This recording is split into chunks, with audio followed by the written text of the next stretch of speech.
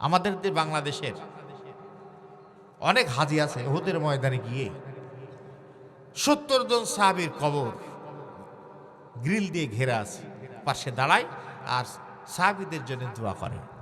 আচ্ছা ভাই বলি, ওই জায়গায় যারা ঘুমিয়ে রয়েছেন ওরা কি জান্নাতি না জাহান্নামী? জোরে জোরে বলতে হবে, জান্নাতি। ওদের জন্য আপনি দোয়া করলে ওরা জান্নাতে যাবে, ওদের জন্য দোয়া না করলে ওরা জান্নাতে যাবে। জোরে বলেন ঠিক নেবে ঠিক। ওদের জন্য ওই জায়গায় দোয়া জরুরি না, জরুরি হলো ওই সকল সাহাবীরা আল্লাহর জমিনে আল্লাহর দ্বীনকে প্রতিষ্ঠিত করার জন্য বুকের তাজা রক্ত ঢেলে দিয়েছেন। আপনি ওই জায়গায় দাঁড়িয়ে দোয়া করে বাংলা এদেশে এসে যদি ইসলামী আন্দোলনের বিরোধিতা করেন, ইসলামের বিরোধিতা করেন, আল্লাহর বিরোধিতা করেন, এই রকমের হস্তিয়া আল্লাহর দরবারে সামান্য কোনো ফায়দা হবে না। জোরে বলেন ঠিক কিনা? তোমার মতো মানুষের উহুদের ময়দানে চোখের পানি ফেলায় এক পয়সারও কোনো দাম নাই। একটু জোরে বলেন ঠিক না বেঠিক?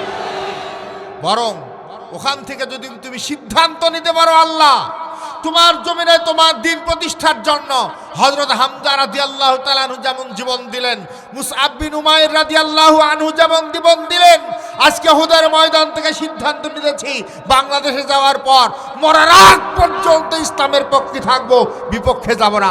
যদি সিদ্ধান্ত নিয়ে বাড়ি আসতে পারো তো তুমি সফল। জোরে বলেন ঠিক কিনা? আর যদি সিদ্ধান্ত নিয়ে আসতে না পারো তাহলে তোমার দোয়া শহীদদের জন্য দরকার নাই। এখন আমরা ৩ নম্বর রুকু থেকে আলোচনা শুনবো। আল্লাহ রাব্বুল আলামিন ২০ নম্বর আয়াতে বলেন, ১৯ নম্বর আয়াত পর্যন্ত ওদিকে চলে গেছে ২ রুকু, দ্বিতীয় রুকু। ২০ নম্বর আয়াতে আল্লাহ রাব্বুল আলামিন বলেন, ইয়া আইয়ুহাল্লাযীনা আমানু আতিউল্লাহা ওয়া রাসূলাহু ওয়া লা তাওয়াল্লাউ আনহু ওয়া আনতুম তাসমাউন। হে ঈমানদারগণ, আল্লাহ এবং তার রাসূলের আনুগত্য করো এবং তোমরা যখন তার কথা শ্রবণ করছো তা হতে তোমরা মুখ ফিরিয়ে নিও না। ২০ নম্বর আয়াত, ২১ নম্বর আয়াত আল্লাহ রাব্বুল আলামিন বলেন, ওয়ালা তাকুনু কাল্লাযীনা ক্বালু সামি'না ওয়া হুম লা ইয়াসমাউন। আল্লাহ রাব্বুল আলামিন বলেন, এবং তোমরা তাদের মতন হও না যারা বলে শুনলাম কিন্তু আসলে তারা শোনে না। এখানে তাফসীরের ভিতরে এসেছে হযরতে আব্দুল্লাহ ইবনে আব্বাস রাদিয়াল্লাহু তাআলা আনহু, তিনি বলেন যে এই আয়াতের ভিতরে বনু আব্দেদ্দার এবং নজর ইবনে হারিস এবং তার বন্ধুগণ এদের ব্যাপারে বলা হয়েছে। আল্লাহ নবীর আনুগত্য করার ব্যাপারে আল্লাহ রাব্বুল আলামিন যখন হুকুম করেছেন তখন এরা কিন্তু ঈমান আনে না। আল্লাহর নবীর কথা বলে, হ্যাঁ তোমার কথা শুনি তো, কিন্তু তারা শোনে না, ঈমানও আনে না। আল্লাহ এবং তার রাসূলের আনুগত্য করা, একটু জোরে বলেন তো, ফরজ না সুন্নত? আরো জোরে বলেন। এটা আল্লাহর হুকুম। জোরে বলেন কথা ঠিক কিনা? এটা আল্লাহর হুকুম, আর আল্লাহর হুকুম মানা ফরজ। আল্লাহ পাক বলেন, হে ঈমানদারগণ, তোমরা আনুগত্য করবা আল্লাহর, আনুগত্য করবা তার রাসূলের, আনুগত্য করবা তোমরা উলিল আমরের। আল্লাহ পাক আনুগত্যের নির্দেশ দিয়েছেন। ১ নম্বর আনুগত্য করবা আল্লাহর, ২ নম্বর আনুগত্য করবা তার রাসূলের, ৩ নম্বর আনুগত্য করবা উলিল আমরের। এখন কথা হলো যে আল্লাহ নবী আমাদের মাঝখান থেকে বিদায় হয়ে গেছেন। জোরে বলেন ঠিক কিনা? তো এখন তাহলে কার আনুগত্য করবা? আল্লাহ পাক বলেন তোমাদের উলিল আমর। এখন উলিল আমরকে, উলিল আমর হলো যদি কোনো দেশে ইসলামী শাসন ব্যবস্থা প্রতিষ্ঠিত থাকে, ভালো করে বোঝেন, যদি কোনো দেশে বা রাষ্ট্রে ইসলামী শাসন ব্যবস্থা প্রতিষ্ঠিত থাকে, ওই দেশের বুকে ওই দেশের যে বাদশা আছে, ওই দেশের যে প্রেসিডেন্ট বা প্রধানমন্ত্রী আছে, তার হুকুম মানা ফরজ। আর যদি কোনো দেশে ইসলাম প্রতিষ্ঠিত না থাকে, ইসলামের দুশমনেরা ক্ষমতায় থাকে, যারা আল্লাহর জমিনে আল্লাহর দ্বীনকে প্রতিষ্ঠিত করার জন্য কাজ করে, দায়িত্ব পালন করে, এরকমের কোনো গ্রুপ, এরকমের কোনো দল যদি থাকে, সেই দলের যে আমির তার আনুগত্য করা ফরজ। সবাই বলেন ঠিক না বে ঠিক? ঠিক ৩-৪ জন বলবেন আর বাকি জনের সন্দেহ আছে নাকি? নাই। এরপর আল্লাহ রাব্বুল আলামিন আনুগত্য সম্পর্কে আরো বলেন, ওয়া মান ইউতি'র রাসূলা ফাকাদ আতা আল্লাহ। আল্লাহ রাব্বুল আলামিন বলেন যে আল্লাহ এবং তার যে রাসূলের আনুগত্য করলো সে যেন আল্লাহরই আনুগত্য করে। সুবহানাল্লাহ বলেন।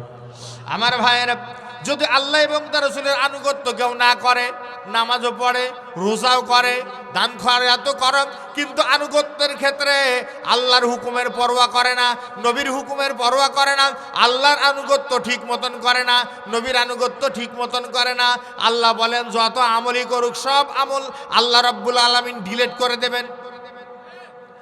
কি ডিলিট পর্যন্ত আপনারা বাতিল করে দেবেন, ধ্বংস করে দেবেন। আমাদের দেশে এখন তো ডিলেট শব্দ খুব পরিচিত, ডিলেট আর ভাইরাল, ঠিক কিনা বলেন? আল্লাহ রাব্বুল আলামিন বলেন সূরা মুহাম্মদ 33 নম্বর আয়াত, আল্লাহ রাব্বুল আলামিন বলেন ইয়া আইয়ুহাল্লাযীনা আমানু আতিউল্লাহ ওয়া আতিউর রাসূলা ওয়ালা তুবতিলু আমালাকুম। আল্লাহ রাব্বুল আলামিন বলেন হে ঈমানদারগণ, তোমরা আল্লাহ এবং তার রাসূলের আনুগত্য করো আর তোমাদের আমল সমূহকে তোমরা নষ্ট করো না। এবার আল্লাহ এবং তার রাসূলের আনুগত্য করলে লাভ কি? আমরা তো দুনিয়ার মধ্যে লাভ ছাড়া কোনো কাজে যাইনি, জোরে বলেন ঠিক কিনা? মানুষ সব জায়গায় লাভ খোঁজে। তো এখন আমরা যে আল্লাহ এবং তার রাসূলের আনুগত্য করব, তাহলে আমাদের লাভ কি হবে? আমাদের এখন আমি একটা একটা করে আল্লাহ এবং তার নবীর অনুসরণ করলে যে লাভগুলির কথা কোরআন শরীফে আল্লাহ পাক উল্লেখ করেছেন, এরকমের 6টা লাভের কথা আজকে আপনাদেরকে বলবো। কয়টা? সবাই বলেন কয়টা? কোরআন শরীফ থেকে হবে। এখন এই 6টা লাভ আমাদেরকে জানতেই হবে, খুবই গুরুত্বপূর্ণ। যদি কাগজ কলম কারো কাছে থাকে লিখে নেবেন, মনে থাকবে না, বাড়িতে গিয়ে আপনি নোট করে রাখতে পারবেন। এই 6টা লাভ আমরা এখন জানবো। 1, আল্লাহ রাব্বুল আলামিন বলেন সূরা আলে ইমরান 31 নম্বর আয়াত, কুল ইন কুনতুম তুহিব্বুনাল্লাহা ফাত্তাবিউনি ইউহিব্বুকুমুল্লাহ ওয়া ইয়াগফির লাকুম যুনুবাকুম ওয়াল্লাহু গফুরুর রহিম। আল্লাহ রাব্বুল আলামিন বলেন হে নবী আপনি বলুন, তোমরা কি আল্লাহর ভালোবাসা পেতে চাও নাকি? যদি আল্লাহর বেশি ভালোবাসা পেতে চাও আমার অনুসরণ করো, আমার অনুকরণ করো, তাহলে আল্লাহ রাব্বুল আলামিন তোমাদেরকে ভালোবাসবেন আর তোমাদের জীবনের সমস্ত গুনাহ সমূহ মাফ করে দেবেন। নিশ্চয় আল্লাহ ক্ষমাশীল এবং করুণাময়। সকলে বলুন সুবহানাল্লাহ।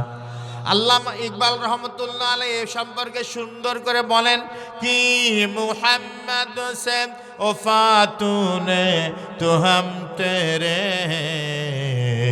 কি মুহাম্মদ সে ওফাতুনে তো হাম তেরে, এ জাহাঁ চিজ হি কিয়া লৌহে ওয়া কলম তেরে। মুহাম্মদের ভালোবাসা যদি, মুহাম্মদের ভালোবাসা যদি, ভালোবাসা পাবে তুমি আমার, লৌহ কলম লাভিবে সবই মাটির পৃথিবী সে কোন সার। সুবহানাল্লাহ বলেন। আমাদের জাতীয় কবির নাম কি?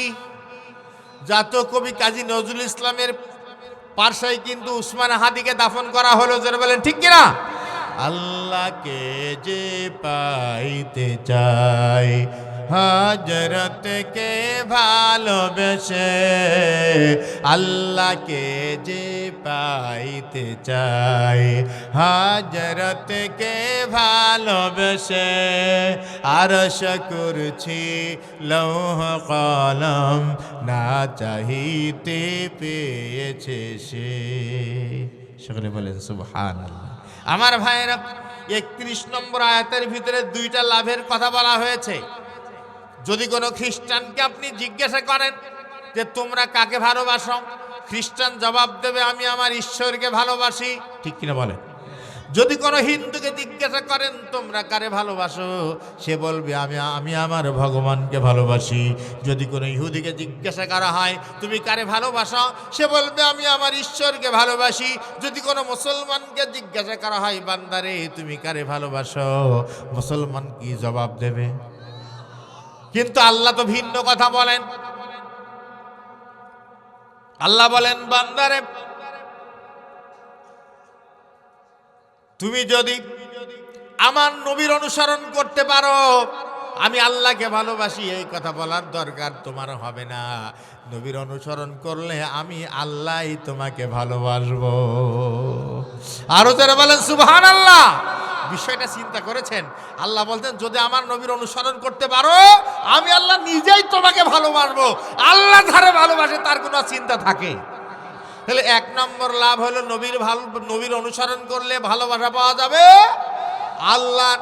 দুই নম্বর, আমরা মানুষ ভুলের ঊর্ধ্বে না, ঠিক কিনা বলেন? মানুষ ভুলের ঊর্ধ্বে না, ভুল ত্রুটি হবেই। আল্লাহ নবী বলেছেন, আল্লাহ রাব্বুল আলামিন বলেন, মানুষ যদি কোনো ভুল না করত, এই জাতিকে আল্লাহ রাব্বুল আলামিন ধ্বংস করে দিতেন, আর এমন একটা জাতি বানাতেন যারা ভুল করত আর মাফ চাইতো। তার মানে ভুল করে বান্দা যখন আল্লাহর কাছে মাফ চায়, আল্লাহ খুশি হন না বেজার হন? আল্লাহ বড় খুশি হয়ে যান। এই জন্য আল্লাহ রাব্বুল আলামিন বলেন, এক নম্বর আল্লাহ ভালোবাসবেন, দুই নম্বর তুমি যদি নবীর অনুসরণ করতে পারো, তুমি যদি কোনো ভুল ত্রুটিও করো, তুমি যদি কোনো অন্যায় করে থাকো, আল্লাহ রাব্বুল আলামিন তোমারে মাফ করে দেবে। আরো জোরে বলেন সুবহানাল্লাহ। কয়টা হলো? একটা হলো ভালোবাসা পাওয়া যাবে আল্লাহর, দুই নম্বর মাফ পাওয়া যাবে আল্লাহর পক্ষ থেকে। জোরে বলেন ঠিক কিনা? তিন নম্বর সূরা আলে ইমরান 132 নম্বর আয়াত, আল্লাহ রাব্বুল আলামিন বলেন, যারা আল্লাহ এবং তার রাসূলের অনুসরণ করে, আল্লাহ পাক তাদের উপরে রহমত বর্ষণ করেন। সুবহানাল্লাহ। আরো আল্লাহর রহমত পাইলে কি জীবন ধন্য হবে না? আল্লাহ রাব্বুল আলামিন বলেন, ওয়া আতিউল্লাহ ওয়ার রাসূলা লাআল্লাকুম তুরহামুন।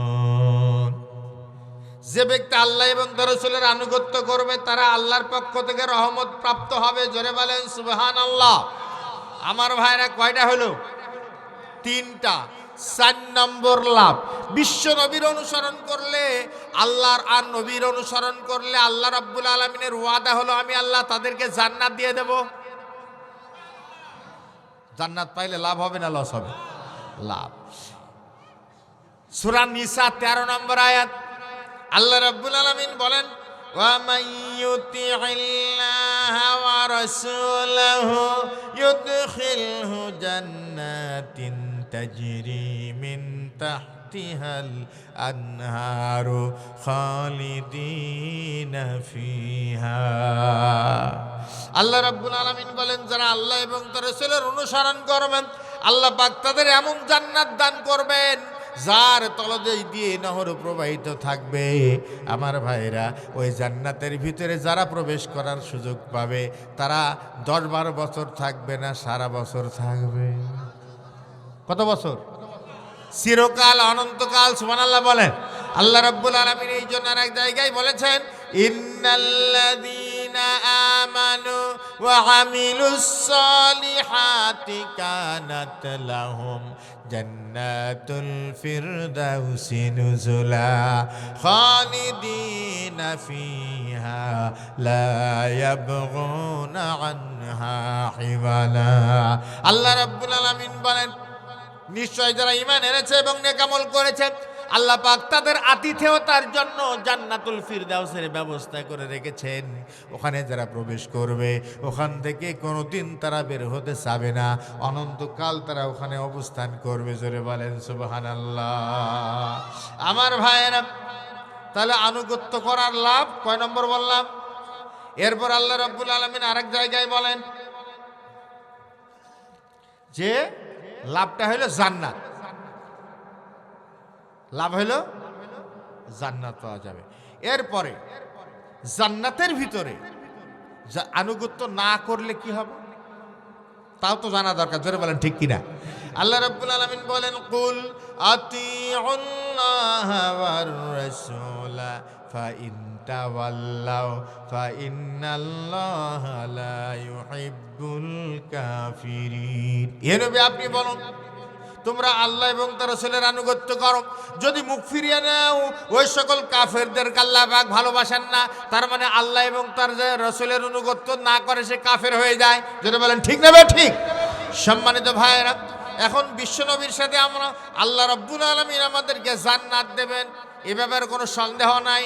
এখন তাফসীরের ভিতরে এসেছে যে হযরতে সাওবান, আল্লাহ নবীর একজন সাহাবী, হযরতে সাওবান রাদিয়াল্লাহু তাআলা আনহু, তিনি মনটা বড় খারাপ, বসে আছেন, মন বড্ড খারাপ। তো আল্লাহ নবী বলতেছেন, সাওবান তোমার মন খারাপ কেন, কি হয়েছে? কয় না আমার কিছু হয়নি। কিছু হয়নি তো মন খারাপ কেন?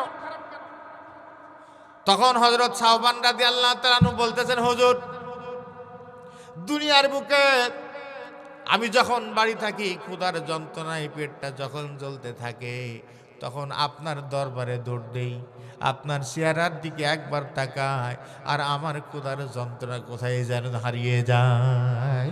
আরো সুবহানাল্লাহ। তার মানে বিশ্বনবীকে এত ভালোবাসেন।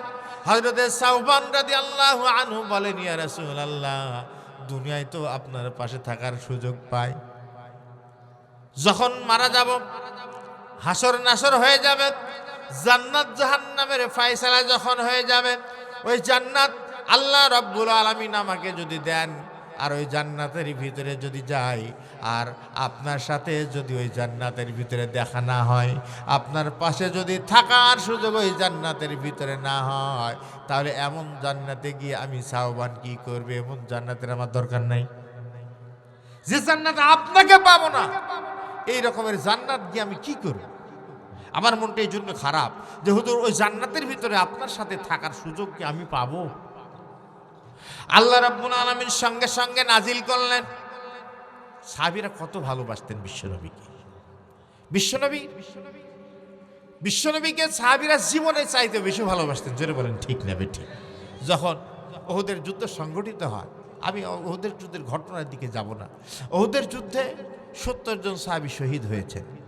আমাদের বাংলাদেশের অনেক হাজি আছে, উহুদের ময়দানে গিয়ে 70 জন সাহাবীর কবর গ্রিল দিয়ে ঘেরা আছে, পাশে দাঁড়ায় আর সাহাবীদের জন্য দোয়া করে। আচ্ছা ভাই বলি, ওই জায়গায় যারা ঘুমিয়ে রয়েছেন ওরা কি জান্নাতি না জাহান্নামী? জোরে জোরে বলতে হবে, জান্নাতি। ওদের জন্য আপনি দোয়া করলে ওরা জান্নাতে যাবে, ওদের জন্য দোয়া না করলে ওরা জান্নাতে যাবে। জোরে বলেন ঠিক না বেঠিক?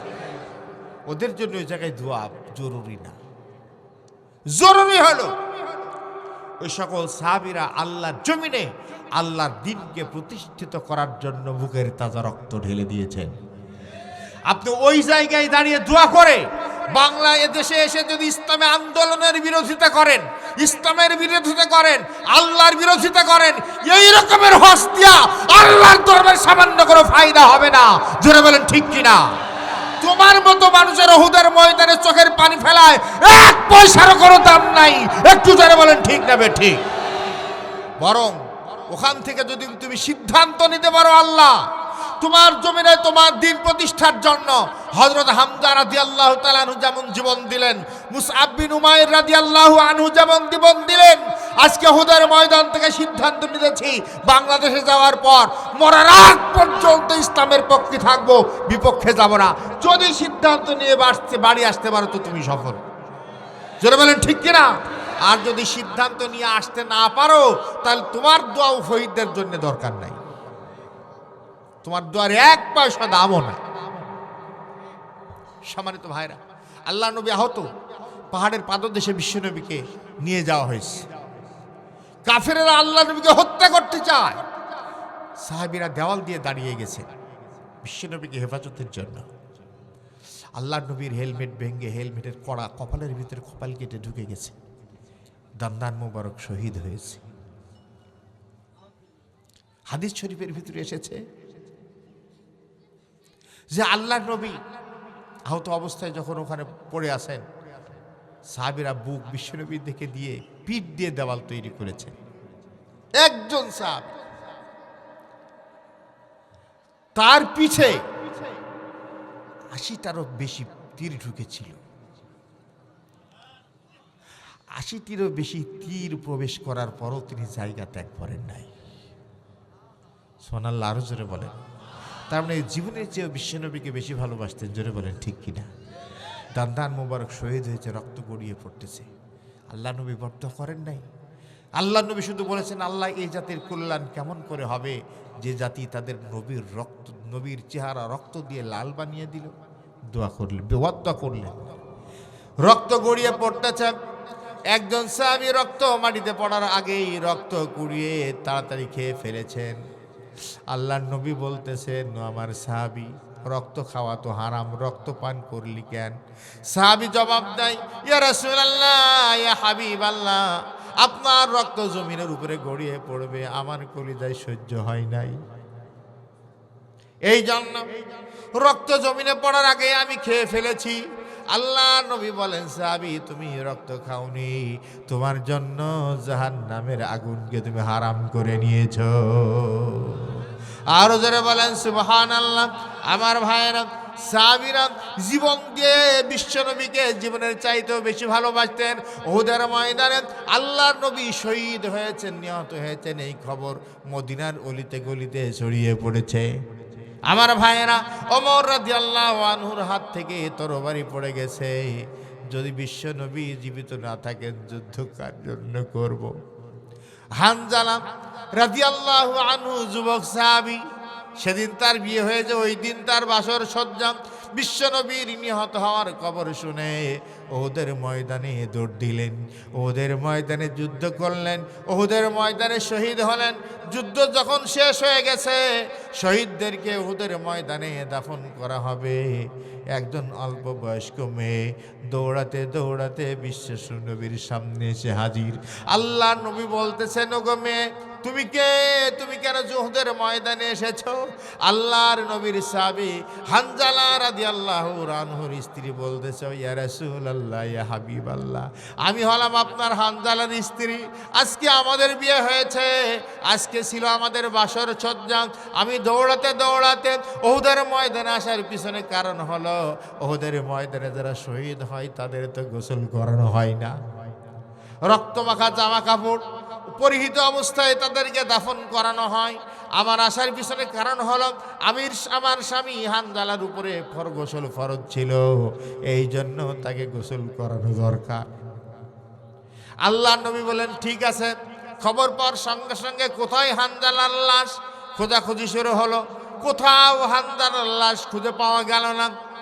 কিছুক্ষণ পর আল্লাহর ফেরেশতা জিবরাইল আলাইহিস সালাম বলতেছেন, ইয়া রাসূলুল্লাহ, ইয়া হাবিবাল্লাহ, আপনার হানজালার লাশ খোঁজার কোনো দরকার নাই, হানজালার লাশকে গোসল করানোরও কোনো দরকার নাই। আপনার হানজালা এই উহুদের ময়দানে এসে শহীদ হওয়ার কারণে হানজালা রাদিয়াল্লাহু আনহুর উপরে আমার আল্লাহ এমন বেশি খুশি হয়েছেন যে আল্লাহর নূরের তৈরি ফেরেশতা দিয়ে আর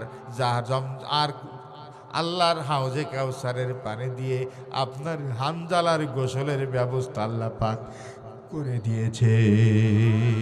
আমার ভাইরা, আল্লাহ নবী লক্ষ্য করলেন হানজালার পানি মাথার চুল দিয়া এখনো যেন পানি টপ টপ করে গড়িয়ে গড়িয়ে পড়তেছে। জোরে বলেন সুবহানাল্লাহ। বাসর সজ্জা ছেড়ে বিশ্বনবীর জন্য উহুদের ময়দানে দৌড় দিয়েছেন, এরকমের অনেক বর্ণনা রয়েছে। আমার ভাইরা, বিশ্বনবীকে সাহাবীরা জীবনের চেয়ে বেশি ভালোবাসতেন। সাওবান রাদিয়াল্লাহু আনহু বলতেছেন, ইয়া রাসূলুল্লাহ, ওই জান্নাতের ভিতরে যদি আপনাকে না পাই, এমন জান্নাত দিয়ে আমি কি করব? সঙ্গে সঙ্গে আল্লাহ রাব্বুল আলামিন আয়াত নাজিল করলেন। আল্লাহ রাব্বুল আলামিন বলেন, ওয়া মাইয়ুতিল্লাহা ওয়া রাসূলাহু ফাউলাইকা মাআল্লাযীনা আন'আমাল্লাহু আলাইহিম মিনান নাবিয়্যিনা ওয়াস-সিদ্দীকিন ওয়াশ-শুহাদা'a ওয়াস-সালিহিন ওয়া হাসুনা উলাইকা রাফীকা। আল্লাহ রাব্বুল আলামিন বলেন, যারা আল্লাহ এবং তার রাসূলের অনুসরণ করে, বিশ্বনবীর সাথে জান্নাতের ভিতরে আমরা থাকতে চাই কিনা? সবাই চান তো? তো বিশ্বনবীর সাথে জান্নাতের ভিতরে থাকতে হলে দুইটা শর্ত পূরণ করতে হবে। এক নম্বর আল্লাহর আনুগত্য করা, অনুসরণ করা, 2 নম্বর নবীর অনুসরণ করা। এই 2টা কোয়ালিটি যারা অর্জন করতে পারবে, আল্লাহ রাব্বুল আলামিন বলেন শুধু বিশ্ব নবীর নয়, দুনিয়ার সমস্ত নবীদের সাথে জান্নাতের ভিতরে থাকতে পাবে। 2 নম্বর সিদ্দিক, যারা সত্যের সাক্ষীদাতা, তাদের সঙ্গে থাকতে পারবে। 3 নম্বর ওয়াশ-শাহাদা, আল্লাহর জমিনে আল্লাহর দ্বীনকে কায়েম করার জন্য যারা বুকের তাজা রক্ত ঢেলে দিয়েছেন, ওই সমস্ত শহীদদের সাথে জান্নাতের ভিতরে থাকার সুযোগ পাবে। এরপরে সলিহিন সৎকর্মশীলদের সাথে থাকার সুযোগ পাবে। ওয়া হাসুনা উলাইকা রফিকা। আর আল্লাহ পাক বলেন এরা হলো উত্তম সঙ্গী। এর চাইতে উত্তম সঙ্গী বলেন তো আর কেউ হতে পারে না। আমার ভাইয়েরা, তাহলে আল্লাহ এবং তার রাসূলের আনুগত্য করলে লাভ হবে না লস হবে? এটা ইমানদারদের কাজ। আর কাফেরদের আচরণ চরিত্র কেমন হবে?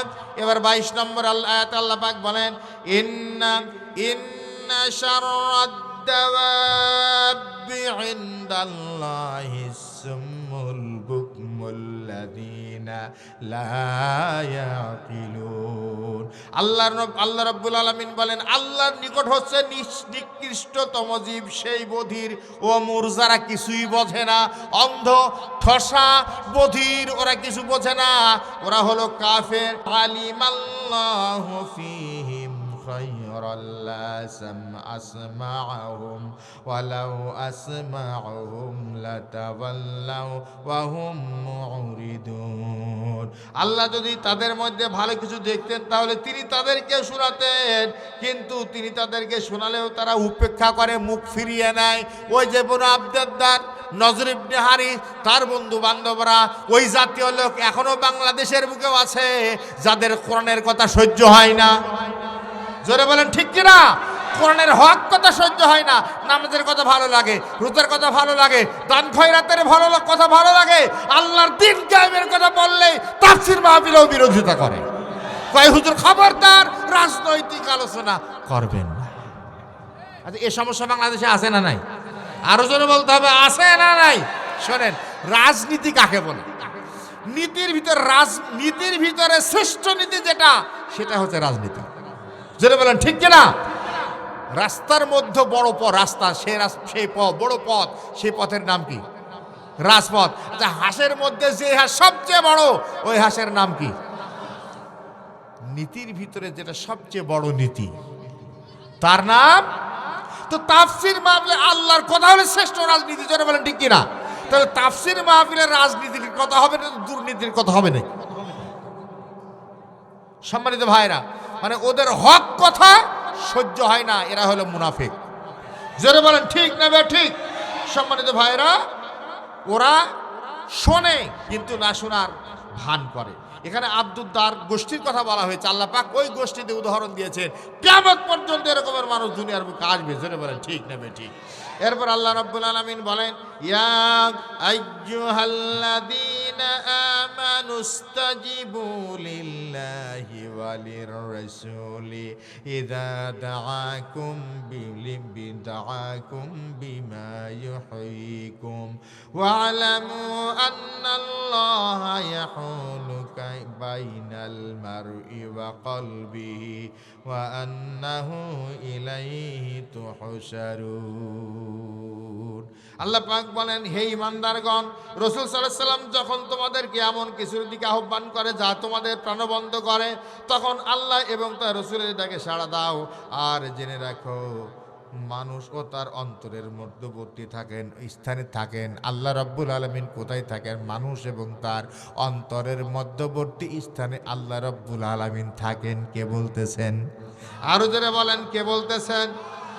আর ওয়া আন্নাহু ইলাইহি তুহশারুন, আর তোমাদেরকে হাসরের ময়দানে একত্রিত করা হবে। ঠিক না বেঠিক? আল্লাহ রাব্বুল আলামিন এরপরে বলেন ওয়াত্তাকু ফিতনাতাল লা তুসিবান্নাল্লাযীনা যালামু মিনকুম খাসসা ওয়া আলামু আন্নাল্লাহা শাদীদুল ইকাব। আল্লাহ বলছেন তোমরা ফিতনাকে ভয় করো। ফিতনা, মারামারি, হানাহানি, রক্তারক্তি, একজন আরেকজনের বিরুদ্ধে কুচ্ছা রটানো, গীবত, পরনিন্দা, সুদ খাওয়া, ঘুষ খাওয়া, যেগুলো সমাজে অশান্তি তৈরি করে সেটাই হচ্ছে ফিতনা। জোরে বলেন ঠিক কিনা? ফিতনাকে ভয় করো, যে বিশেষ করে তোমাদের মধ্যে যারা জালিম শুধু তাদেরকেই ক্লিষ্ট করবে না। ফিতনা যখন শুরু হয়, যারা জালিম বদমাশ শুধু তারাই কষ্ট পায় না, এই ফিতনার কারণে যারা ইমানদার এবং ভালো মানুষ তারাও কষ্ট পায়। ঠিক কিনা বলে? এটা কার কথা? আল্লাহর কথা। আর আল্লাহ শাস্তি দানে বড়ই কঠোর। ফিতনাকে ভয় করো। এরপর আল্লাহ রাব্বুল আলামিন বলেন ২৬ নম্বর আয়াত, ওয়াযকুরু ইয আনতুম কালিলুম মুস্তাদআফুনা ফিল আরদি তাখাফুন আইয়াতাখাত্তাফাকুমুন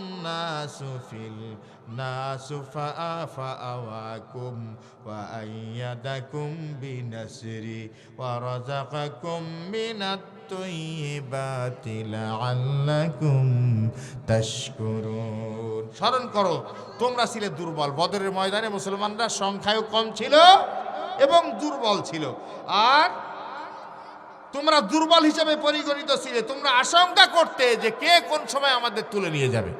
আপনি ওই 16.5 বছরের চিত্রটা একটু মনে রাখেন, যে রাতের বেলা বিছানায় আপনাদের গ্রামের সবাই ঘুমাতো।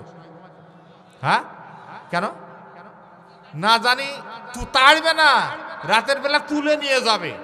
আল্লাহ বলছেন কে কোন সময় তোমাদেরকে তুলে নিয়ে যাবে এই আতঙ্কে তোমরা থাকতে যুদ্ধের আগ পর্যন্ত। তো আমাদেরও সেই একই অবস্থা ছিল। জোরে বলেন ঠিক কিনা? সম্মানিত ভাইরা, আর অতঃপর তিনি তোমাদের আশ্রয় দেন। আসলে প্রকৃত আশ্রয়দাতা তো আল্লাহ। এই বিজয়ের মাধ্যমে তোমাদেরকে আল্লাহ পাক আশ্রয় দেন এবং তোমাদেরকে শক্তিশালী করেন। বদরের যুদ্ধে বিজয় লাভ করার পর মক্কার কাফেরদের হুঁশ হলো, আর মুসলমানদেরকে দুর্বল ভাবার সুযোগ নাই। জোরে বলেন ঠিক কিনা? 5 তারিখের আগ পর্যন্ত বাংলাদেশের বুকে ইসলামী আন্দোলনকে ওরা গুনতো না। আর এখন তারা মাঝে মধ্যে বলে যে কিছুই না, আবার বলে যে হিসাব নিকাশ করতেই হবে। তবে সংখ্যা দিয়ে ইসলামের বিজয় কোনোদিন হয় না। আমাদের অনেক লোক বেশি এইভাবে বিজয় হয় না। বিজয় হয় কিভাবে? আল্লাহ রাব্বুল আলামিন বলেন, কাম্মিল ফিআতিন কালিলাতিন গালাবাত ফিআতান কাসীরাতাম বিইযনিল্লাহ। আল্লাহ রাব্বুল আলামিন বলেন, অতীতে অসংখ্য বিশাল বিশাল বাহিনীকে ছোট্ট ছোট্ট বাহিনী দিয়ে আল্লাহ পাক শেষ করে দিয়েছে। ঠিক কিনা বলেন? বড় বাহিনীর বিরুদ্ধে ছোট বাহিনীর বিজয় দান করার ক্ষমতা আমার আল্লাহর আছে না নাই? আছে। বদরের ময়দানে আল্লাহ পাক দেখিয়ে দিয়েছেন, মুতার প্রান্তরে মাত্র 3000 মুসলমান আর 1 লক্ষ রোমান সৈন্য। এই বিজয় দান করেছিলেন কে? আল্লাহ। তো সেই আল্লাহর ক্ষমতা এখনো আছে না নাই? আরো জোরে বলেন, আছে না না? আল্লাহ তোমাদেরকে উত্তম রিজিক দান করেন, দান করবেন। গনিমতের মাল দিয়েছেন বদরে, তোমরা কৃতজ্ঞ হও। ইয়া আইয়ুহাল্লাযীনা আমানু লা তাখুনুল্লাহা ওয়ার রাসূলা ওয়া তাখুনু আমানাতিকুম ওয়া আনতুম তা'লামুন। হে ঈমানদারগণ, জেনে শুনে আল্লাহ ও তার রাসূলের সাথে বিশ্বাস ভঙ্গ করো না, আর তোমরা তোমাদের পরস্পরের আমানত সংরক্ষণ করো, বিশ্বাস ভঙ্গ করো না। এখানে একটা গুরুত্বপূর্ণ শব্দ আল্লাহ রাব্বুল আলামিন ব্যবহার করেছেন। এটা হলো তোমরা তোমাদের আমানত সমূহ নষ্ট করো না। আল্লাহ এবং তার রাসূলের সাথে আমানতের খেয়ানত করো না। তোমরা কেউ আমানতের খেয়ানত করবা না, বিশ্বাস ভঙ্গ করবা না। আরেক জায়গায় আল্লাহ রাব্বুল আলামিন বলেন, ইন্নাল্লাহা ইয়া'মুরুকুম আন তু'আদ্দুল আমানাতি ইলা আহলিহা। হে ঈমানদারগণ, তোমাদের আমানত সমূহ যে পাত্রে রাখার মতো জায়গা সেখানে দাও। আমানত, একজন মানুষ আরেকজন মানুষের কাছে 5000 টাকা রাখলো, যে ভাই তোমার কাছে 5000 টাকা রাখলাম, 15 তারিখে নেব। এখন ও 15 তারিখেই যদি সঠিক সময়ে চাওয়ার সময় দিতে পারে, এটা হলো আমানতের খেয়ানত না করা। জোরে বলেন ঠিক কিনা? এটা তার ওই সম্পদটা তার কাছে আমানত আছে। কোনো ব্যক্তি যদি একটা ওয়ার্ডের মেম্বার হয়, বোঝেন, কোনো ব্যক্তি যদি একটি ওয়ার্ডের মেম্বার হয়, তো ওই ওয়ার্ডে সরকারের পক্ষ থেকে যে সকল মাল আসে, যে সকল গম আসে, গরিবের টাকা পয়সা আছে, এগুলো কি ওই মেম্বারের না জনগণের? হ্যাঁ সবাই বলেন জনগণের। তো জনগণের মাল ওই মেম্বারের কাছে আসে, তার মানে জনগণের মাল মেম্বারের কাছে আমানত আছে, ঠিক আছে। এখন এই মাল থেকে যদি 5 টন গম আসলো রাস্তার কাজের জন্য, 3 টন গম দিয়ে কাজ করেছে, 2 টন জম্মের মতন যদি খেয়ে নেয়, আচ্ছা বলেন তো ও আমানতদার না খেয়ানতকারী? হ্যাঁ, তো যেই লোকটা খেয়ানত করে দেখবেন ঠিক মতন নামাজ পড়ে না, গাজায় দম দেয়। যেই লোকটা একটা ইউনিয়নের চেয়ারম্যান হবে, ওই ইউনিয়নের জনগণের সমস্ত সম্পদের ওই মানুষটা পাহারাদার। কথা ঠিক না ঠিক? পাহারাদার। কোন ব্যক্তি যদি এমপি হয়, ওই সিটের সমস্ত জনগণের সম্পদের পাহারাদার। কোন ব্যক্তি যদি প্রধানমন্ত্রী হয়, গোটা দেশের জনগোষ্ঠীর সমস্ত সম্পদের সেই প্রধানমন্ত্রী পাহারাদার। এমন মানুষকে মেম্বার, চেয়ারম্যান, এমপি, মন্ত্রী বানানো দরকার, যারা ক্ষমতায় যাওয়ার পর আমাদের আমানত সমূহ নষ্ট করবে না। সমস্যা হলো আমাদের সমাজে একটা রোগ আছে। রোগটা হলো আমাদের সমাজের মানুষেরা এমন কথা অনেক সময় বলে যে খেতেও পারে, খাওয়াইতেও পারে, তারে চেয়ারম্যান বানায়। কি এরকমের মানুষ আমাদের সমাজে জোর বলেন আছে না নাই? জীবনে একদিনও নামাজ পড়ে না, গাজায় দম দেয়, এই লোকটাকে চেয়ারম্যান বানায়। আরো ক্ষমতায় যে ওর পিছনেই স্লোগান দেয়। বল্টু ভাই যেখানে আমরা আছি, বল্টু ভাইয়ের চরিত্র ফুলের মতন পবিত্র, নামাজ পড়ে না 1 ওয়াক্ত, মদ গাঁজা খাই 5 ওয়াক্ত, ওকে চেয়ারম্যান বানাই। ও যদি ক্ষমতায় যায় তো তোর গম তো মারবেই, রিলিফের চাল তো মারবেই। জোরে বলেন ঠিক না ঠিক? এই জন্যে বাংলার মুসলমানেরা খেয়াল করেন, যদি এই জায়গায় যেই মসজিদের ইমাম নিয়োগ হবে, ইমাম আপনাদের এই শ্যামপুর বাজারের মসজিদে কয় হাজার মানুষ নামাজ পড়ে? এই বাজারের মসজিদে কয় হাজার মানুষ নামাজ পড়ে? হ্যাঁ, 5,000। 5,000 মানুষ নামাজ পড়ে। যদি ইমাম নিয়োগ দেন, যে ইমাম সুদের ব্যবসা করে, তারকে আপনারা ইমাম নেবেন? আচ্ছা, যে দাড়িস আছে, 60 গাই দিয়ে ঘুরে বেড়ায়, তার মানে মসজিদের ইমাম নেওয়ার সময় দাড়িস আছে কিনা, ওর বউর পর্দায় থাকে কিনা, ও হইল সব খোঁজ নেয়। বলেন তো কথা ঠিক কিনা? মানে বউ পর্দায় থাকে, বোর খোঁজও নেয়। কিন্তু আপনাদের এই এমপি হবে, এটা তো শিবগঞ্জ থানা। আর কোন থানা? শিবগঞ্জে একটা সিট, কত হাজার ভোট? 5 লক্ষ মানুষের একটা নেতা হবে, 5 লক্ষ মানুষের ইমাম হবে। তাকে নেতা বানানোর সময় সে নামাজ পড়ে কিনা দেখে না, তার বউ পর্দায় থাকে কিনা দেখে না, সে ঘুষখোর কিনা দেখে না, সে নারীবাজি করে কিনা দেখে না, লম্পট কিনা দেখে না। এই রকমের না দেখে যদি আপনি আপনার এমপি নেতা বানান, আপনার কপাল পোড়া সালা ভালো হওয়ার সম্ভাবনা নাই। এই জন্য সে অপকর্ম ক্ষমতায় যাওয়ার পরেও করবে। কিয়ামতের ময়দানে আপনি যদি ওরে সমর্থন দেন, আপনাকেও এই অন্যায়ের অংশগ্রহণ ভাগীদার হতে হবে। এই জন্য আমরা আর কোনো লম্পট, চরিত্রহীন, বেনামাজি লোককে আমাদের ক্ষমতায় দেখতে চাই না। আল্লাহ এমন বাংলাদেশ যেন আমাদেরকে দান করেন, সকালে বলেন আমিন। কি এই রকমের মানুষ আমরা যদি ইচ্ছা করি শিবগঞ্জ থানার এমপি বানাতে পারবো না? জনগণ ইচ্ছা করলে অবশ্যই পারে। আল্লাহ পাক বাংলাদেশের বুকে যেন আল্লাহ দিনকে প্রতিষ্ঠা করে দেন। আরেকবার বলেন আমিন। তো আমাদের আমানত সময় আমরা সঠিক পাত্রে রাখবো, খারাপ পাত্রে দেব না, এইরকমের নিয়ত করলে কি গুনাহ হবে? জোরে বলেন। তাহলে এরকম নিয়ত তো আমরা করতে পারি নাকি? আল্লাহ কবুল করুন আমাদের নিয়তকে, সকালে বলেন আমিন। ওয়ালামু আন্নামা আমওয়ালুকুম ওয়া আওলাদুকুম ফিতনা ওয়া আন্নাল্লাহা ইনদাহু আজরুন আযীম। আর আল্লাহ বলছেন যে তোমাদের সন্তান সন্ততি এবং ধন সম্পদ তোমাদের জন্য ফিতনা। রাত্রিবেলা রাত 1টার সময় ওয়াজ মাহফিল শুনে বাড়ি যাওয়ার পর বউ দরজা খুলতে চায় না, এরকমের বউ চাঁপাইনবাবগঞ্জে নাই। যারা বলেন আছে না নাই? আল্লাহর দিন কায়েমের জন্য 50,000 টাকা দিয়েছেন, বউ খোটা দেয়, ছেলেও খোটা দেয়, ঠিক কিনা বলেন?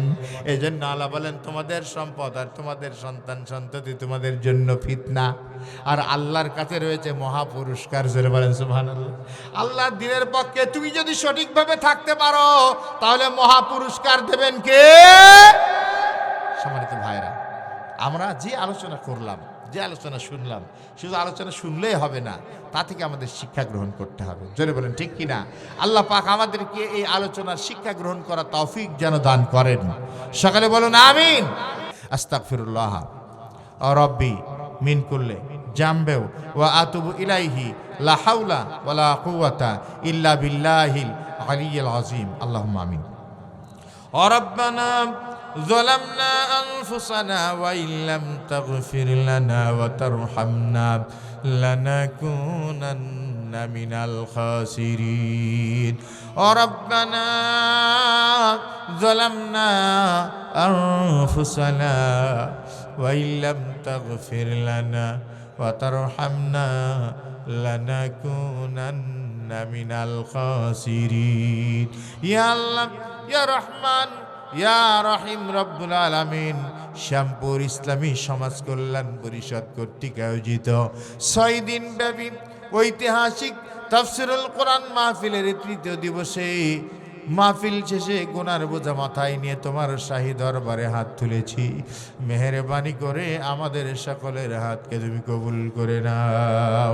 সারা জীবন জেনে না জেনে, বুঝে না বুঝে, ইচ্ছায় অনিচ্ছায় অসংখ্য গুনাহ করেছি। আল্লাহ গো, তুমি যদি আমাদের গুনার দিকে তাকাও হয়তো বা গুনাহ মাফ হবে না। আমাদের গুনার দিকে না তাকিয়ে তোমার রহমতের নজরে একবারের জন্য তাকিয়ে আমাদের জিন্দেগির সমস্ত গুনাহগুলি তুমি মাফ করে দাও। আমাদের সকলের হাত যদি তোমার পছন্দ না হয়, যেই 2টি হাত পছন্দ হয় সেই 2টি হাতের উসিলায় আমাদের সকলের হাতকে তুমি কবুল করে নাও রব্বুল আলামিন। এই মাহফিলের আয়োজন যারা করেছে, আমরা যারা বলার জন্য এসেছি আর যারা শোনার জন্য এসেছেন, টাকা পয়সা দেওয়া যারা সহযোগিতা করেছে, শ্রম দেওয়া সহযোগিতা করেছে, মানসিকভাবে সহযোগিতা করেছে, কিয়ামতের দিন মুসিবতের সময় এই মাহফিল আমাদের সকলের জন্য তুমি নাজাতের উসিলা বানিয়ে দিও রব্বুল আলামিন। এই মাহফিলে আমরা এতক্ষণ পর্যন্ত যা বললাম, যা শুনলাম, যদি ভুল ত্রুটি হয়ে থাকে মাফ করে দাও। হক কথাগুলি বাস্তব জীবনে আমল করার তৌফিক দান করে দাও।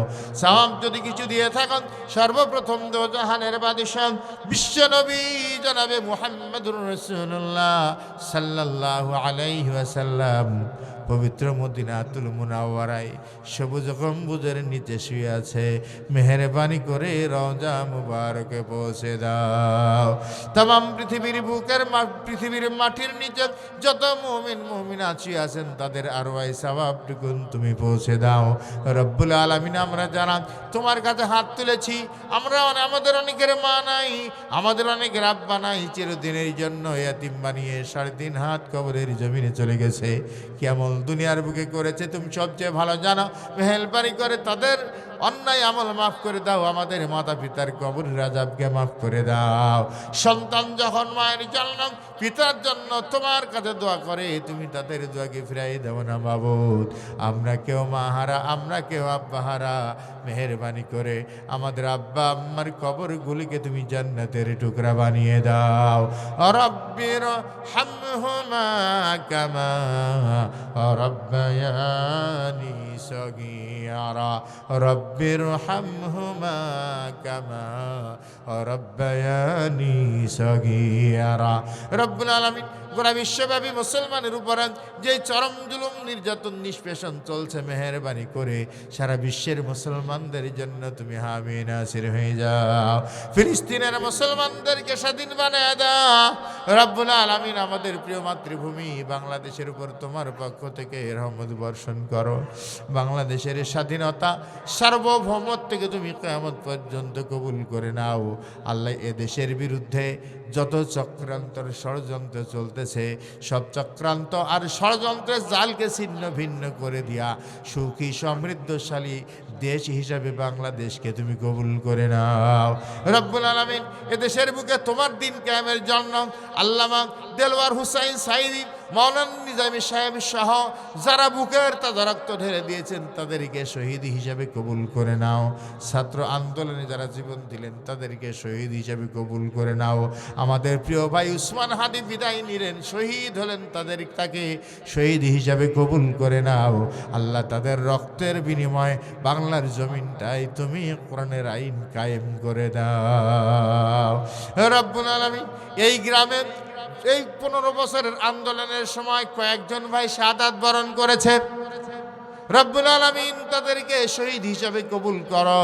তাদের রক্তের বিনিময়ে শ্যামপুরের মাটিকে তুমি কোরআনের ঘাঁটি বানিয়ে দাও রব্বুল আলামিন। এই সম্মানিত সভাপতি গহীন পর্যন্ত প্রচণ্ড শীতে বসা, আল্লাহ মৃত্যু পর্যন্ত কোরআনের জন্য কবুল করে নাও রব্বুল আলামিন। এই মাহফিলে যারা হাড় ভাঙ্গা পরিশ্রম করেছে, সভাপতি সহ প্রফেসর আব্দুল কাদের ভাই সহ আব্দুর রহমান ভাই সহ যারা হাড় ভাঙ্গা পরিশ্রম করে এই কোরআনের মাহফিল সফল করেছে, বেহেশতের বাগান সাজিয়েছে, তোমার দরবারে কোরআনের মাহফিল শেষে দোয়া করি আল্লাহ গো তোমার জান্নাতের ভিতরে তাদের জন্য আলাদা আলাদা একটা একটা করে ঘর বানিয়ে দাও ও রব্বানা আফরিক আলাইনা সাবরা وثبت أقدامنا وانصرنا على القوم الكافرين وربنا تقبل منا إنك أنت السميع العليم وتب علينا إنك أنت التواب الرحيم سبحان ربك رب العزة عما يصفون وسلام على المرسلين والحمد لله رب العالمين آمين لا إله إلا الله মুহাম্মাদুর রাসূলুল্লাহ। আসসালামু আলাইকুম ওয়া রাহমাতুল্লাহ।